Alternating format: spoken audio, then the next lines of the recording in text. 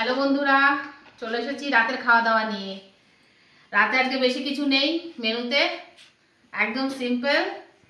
এই যে ডিমের মামলেটের তরকারি, এই যে ছেলেকে দিলাম আর ছেলের বাবাকে দিচ্ছি। হ্যাঁ, আর সঙ্গে এই যে গরম গরম ধোয়া ওঠা রুটি।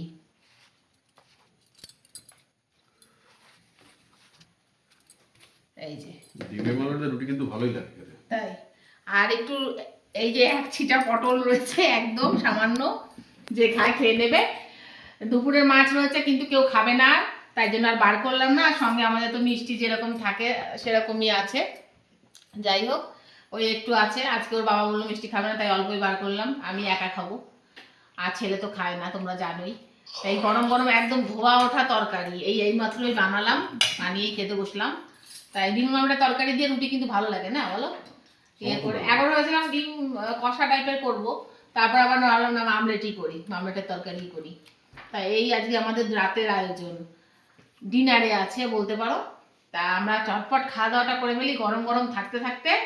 আর তোমাদের সঙ্গে দেখা হবে খুব শিগগিরই আবার অন্য কোনো ভিডিওতে।